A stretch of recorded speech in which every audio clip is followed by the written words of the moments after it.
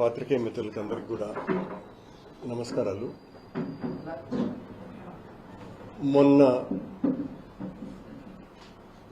పత్రికా సమావేశంలో పద్మావతి గెస్ట్ హౌస్లో జరిగిన పత్రికా సమావేశంలో గౌరవనీయ టీటీడీ చైర్మన్ బిఆర్ నాయుడు గారు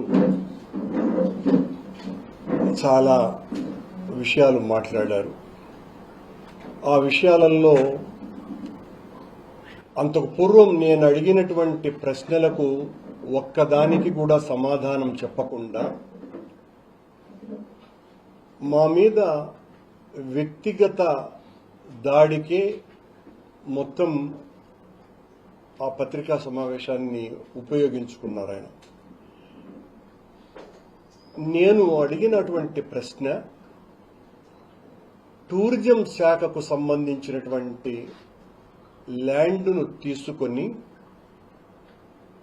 అత్యంత విలువైనటువంటి టీటీడీ ల్యాండ్ను ఎందుకు బదలాయిస్తున్నారు అన్నటువంటి ప్రశ్నకు ఆయన సరైనటువంటి సమాధానం ఇవ్వనే లేదు. దానికి కూడా అన్ని కోట్లు అంటాడు, ఇన్ని కోట్లు అంటాడు అని నా మీద చాలా ఎక్కువగా మాట్లాడారు. ఇప్పుడు కూడా మళ్ళీ చెప్తున్నటువంటిది నేను అదే, మీరు ఒక విభజన గీత గీసేసి ఉత్తరం వైపున చాలా పవిత్రమైనటువంటిది, దాని ఎదురుగా ఉన్నటువంటి దక్షిణం వైపున అదేదో పనికిమాలినటువంటి టీటీడీ ల్యాండ్గా చిత్రీకరించడానికి ప్రయత్నం చేస్తున్నారు అన్నటువంటిది నా విమర్శ. ఎదురుగా ఉన్న ఆ స్థలంలో వెంకటేశ్వర స్వామి వలన, ఆయన కృప వలన, దయ వలన, దాక్షిణ్యం వలనే లక్షలాది మందికి నేత్రదానం జరగటానికి ఆయన ఇచ్చినటువంటి స్థలమే కారణము. అలాగే వేల మంది క్యాన్సర్ రోగుల ఆరోగ్యాన్ని కుదట పడటానికి అక్కడ టాటా క్యాన్సర్ ఇన్స్టిట్యూట్ స్వామివారి దయ వలనే స్వామి స్థలమే వాళ్లకు ఇచ్చినారు అన్నటువంటి విషయం. ఈ వైపున అరవిందో హాస్పిటల్, ఆ వైపున క్యాన్సర్ హాస్పిటల్, అటు తర్వాత ముందున రూయా హాస్పిటల్. దాదాపు 70 సంవత్సరాలుగా తిరుపతి, రాయలసీమకే తలమానికంగా వాళ్ళు చేస్తున్నటువంటి సేవ, తద్వారా కోట్లాది మంది అనారోగులందరూ కూడా రోగులుగా మారింది. అది కూడా టీటీడీ స్థలమే. మధ్యలో వేద విశ్వవిద్యాలయము, అది టీటీడీదే. భారతీయ విద్యాభవన్ ద్వారా అత్యంత ప్రతిష్టాత్మకమైనటువంటి చదువు నేర్పిస్తున్నటువంటి పాఠశాల, అది కూడా టీటీడీదే. ఇలాంటి సంస్థలు ఉన్న చోట మీరు ఎయిర్పోర్టు దగ్గరో ఎక్కడో ఇవ్వకుండా 25 ఎకరాల స్థలాన్ని, అత్యంత విలువైనటువంటి స్థలాన్ని ఎలా ఆ ఒబరాయ్ హోటల్ వాళ్లకు ఇవ్వటానికి, టూరిజం వాళ్లకు ఎందుకు ఇస్తున్నారు అన్నటువంటి ప్రశ్నకు ఆయన ఒక్క సమాధానం కూడా చెప్పల. అదే కాకుండా ఆ రోజున నేను ఎత్తినటువంటి ప్రశ్న, అంతే కూడా కాదండి, ఆ 20 ఎకరాలే కాదు సుమా, మీరు చెబుతున్నటువంటి ఆ ఉత్తరం వైపునే ఇప్పటికీ కూడా టూరిజం వాళ్లకు సంబంధించిన ప్రాంతీయ కార్యాలయం ఉంది. అక్కడ వాళ్ళు నడుపుతున్నటువంటి హోటల్ మేనేజ్మెంట్ కాలేజీ ఉంది. అక్కడ టూరిజం వాళ్ల బస్టాండ్ ఉంది. అది దాదాపు 50 ఎకరాలకు పైగా ఉంది. పక్కన వెంకటేశ్వర యూనివర్సిటీ ఇంజనీరింగ్ కాలేజీకి సంబంధించిన 15 ఎకరాలు స్థలము కూడా ఉంది. మీరు దాన్ని కూడా వెంకటేశ్వర స్వామి టీటీడీ తీసుకోవాల్సిన అవసరం ఉంది కదా అన్నటువంటి ప్రశ్నకు ఒక్క సమాధానం కూడా ఇవ్వకుండా ఆయన మాట్లాడినటువంటి మాటలు, ఆ దూషణ భూషణ పర్వాలు, ఒక టీటీడీ అధ్యక్షుడిగా ఉండి ఆయన మాట్లాడినటువంటి మాటలన్నీ కూడా తీవ్రమైన అభ్యంతరకరమైన పదాలు. ఈరోజు అందరూ అనుకుంటున్నటువంటి మాట ఏంటంటే, ప్రపంచంలోనే అత్యంత ప్రతిష్టాత్మకమైన టీటీడీ పాలక మండలికి అధ్యక్షుడిగా అవ్వటం బిఆర్ నాయుడు గారు ఆయన చేసుకున్న అదృష్టం. ఆయన చైర్మన్ అవ్వటం కోట్లాది మంది హిందువుల యొక్క దురదృష్టం. ఇలాంటి వ్యక్తి చైర్మన్గా ఉండటము అన్నది. ఇంకా ప్రజలు అనుకుంటున్నటువంటి మాట, బిఆర్ నాయుడు గారు చైర్మన్ అయిన తర్వాత గుడిలో వేద పఠనం, వేద ఆశీర్వచనం నిరంతరం జరుగుతూ ఉంటాయి. ఈ అదనంగా ఈరోజు కొండకు పోయేటువంటి భక్తులకు గుడి లోపల వేద పఠనం, వేద ఆశీర్వచనం తీసుకోవచ్చు. గుడి బయట టీటీడీ పాలక మండలి అధ్యక్షుడి యొక్క బూతు పంచాంగం కూడా వినవచ్చు. అది బోనస్ వచ్చేటువంటి భక్తులకు అని అందరూ కూడా అనుకుంటున్నటువంటి విషయం. బిఆర్ నాయుడు గారు ఈ చిల్లర చౌకబారు తనం వల్లనే తిరుమల యొక్క పవిత్రత వివాదాస్పదమవుతున్నది. ఆయన ఎంతసేపు మా మీద, జగన్మోహన్ రెడ్డి గారి మీద, సాక్షి మీద, నా మీద మేము రాజకీయం చేస్తున్నాం, వెంకటేశ్వర స్వామి దాడి చేస్తున్నాం అన్నటువంటి పిక్చర్ ఇస్తున్నారు. మేము హైందవ ధర్మ పరిరక్షణ కోసమనే మీరు అధ్యక్షుడిగా చేస్తున్నటువంటి అరాచకాల మీద చంద్రబాబు గారి ప్రభుత్వంలో ఈ స్వామి యొక్క పవిత్రత మంటగలవటం మీద మాత్రమే మేము మాట్లాడుతున్నది. మిమ్మల్ని మేము సంస్కరించుకోండి అని చెబితే మీరేదో స్వామి మీద దాడి చేస్తున్నారు ఈ కీచకులంతా అన్నట్టుగా మాట్లాడుతున్నారు. ఒక్క ప్రశ్నకు మీరు సమాధానం ఇవ్వరు. కానీ మీరు మా మీద నిరంతరం వ్యక్తిగత దూషణలకు దిగి, మీకు ఒక ఉదాహరణ కూడా ఏంటంటే, నాయుడు గారు ప్రత్యర్థిగా ఉన్నటువంటి మా మీద మీరు మాట్లాడటం బాగానే ఉన్నది. మీరు మాతో వదలటంలే, టీటీడీ ఉన్నతాధికారులు ఇతర సిబ్బందితోనూ కూడా మీరు చాలా అగౌరవంగా వ్యవహరిస్తున్నారు అన్నటువంటి విషయం కూడా అందరికీ తెలుసు. మీతో ఉన్నతాధికారులు అందరూ కూడా విభేదిస్తున్న సంగతి కూడా అందరికీ తెలుసు. బహుశా బిఆర్ నాయుడు గారి కాలం అధ్యక్షునిగా టీటీడీ చరిత్రలోనే చీకటి కాలం. ఇది చీకటి యుగం. నాయుడు గారి నేతృత్వంలోని పాలక మండలి హిందువుల మనోభావాలకు వ్యతిరేకంగా తీసుకుంటున్నటువంటి నిర్ణయాల మీదనే మా పోరాటం. దీనికి సమాధానం ఇవ్వలేకపోతే మౌనంగా అన్నా ఉండాలా. మౌనంగా ఉంటే ఆయనకు చాలా గౌరవంగా ఉండేది. కానీ అలా కాకుండా మా ప్రశ్నలకు ఆయన సమాధానం బూతులు. ఆయన ఎంచుకున్నటువంటి మార్గం వీళ్లకేంద్ర సమాధానాలు చెప్పేది అని మా మీద బూతులు మాట్లాడడం నిరంతరాయంగా చేస్తున్నారు. అదృష్టం కొద్దీ వచ్చినటువంటి ఈ పదవిని ఇలా దుర్వినియోగం చేయటం అంటే ముమ్మాటికి ఆయన శ్రీవారికి ద్రోహం చేయటమే. శ్రీవారి సేవ తప్ప ఆ పదవిని అడ్డుపెట్టుకొని రాజకీయాలు చేస్తుండటం వల్లనే టీటీడీ ఈ రోజున ఇంతగా వివాదాస్పదమవుతున్నది. గతంలో ఈ 85 సంవత్సరాల టీటీడీ పాలక మండళ్ల చరిత్రలో ఏ రోజు కానంత వివాదాస్పదం అవ్వటానికి కారణం బిఆర్ నాయుడు గారి యొక్క ప్రవర్తన మాత్రమే. TTD chairman, TV5 channel chairman వేరు అన్నటువంటి విషయాన్ని ఆయన పూర్తిగా మర్చిపోయినారు. టీవీ ఛానల్ అధినేతగా ఆయన ఎంత అశుద్ధపు మాటలు మాట్లాడితే అది ఆయనకు వ్యక్తిగతకు సంబంధించిన మరకవుతుంది, ఆయన ఇష్టం.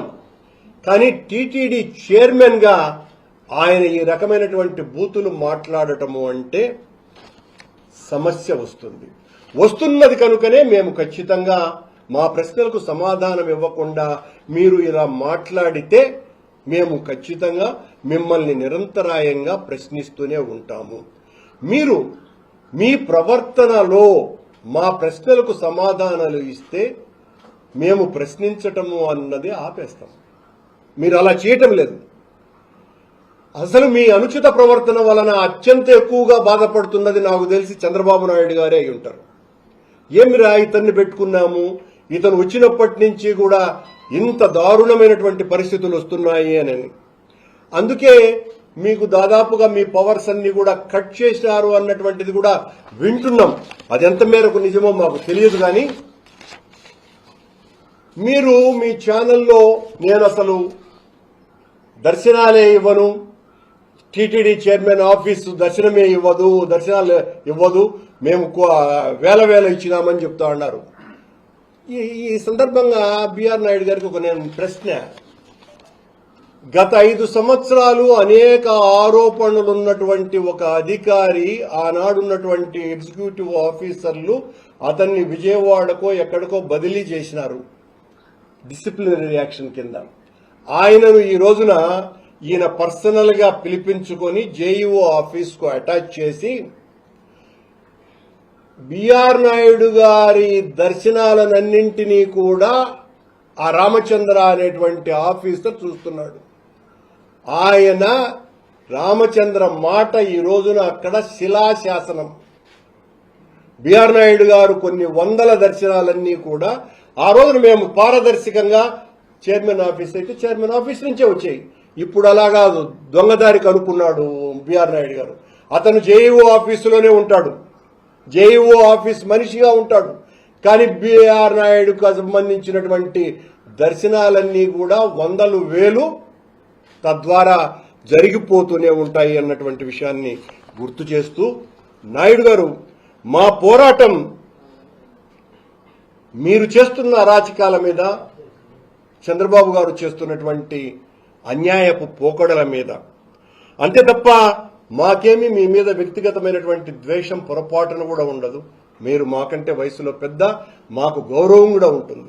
కానీ వయసు పెద్దదని మీరు చేసినటువంటి తప్పులన్నింటినీ కూడా యాక్సెప్ట్ చేస్తూ నిలదీయకుండా ఉండలేనటువంటి సంస్కారహీనులము కాదు, భయపడేవాళ్లము కాదు.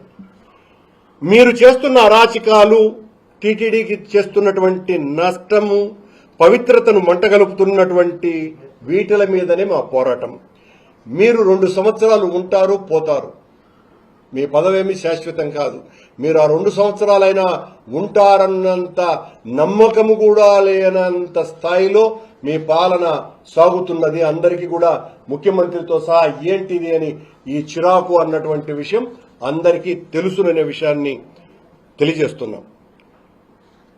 మిమ్మల్ని మాట్లాడితే టీటీడీని విమర్శించినట్టు మాట్లాడుతున్నారు. మీరు తప్పుడు ప్రచారానికి మీరు బ్రాండ్ అంబాసిడర్. నాయుడు గారు మీ ఛానల్లో మా మీద ఇష్టం వచ్చినట్టుగా అసలు ఇంకా అరే ఇలా కూడా మాట్లాడవచ్చునా, ఇంత గొప్పగా కూడా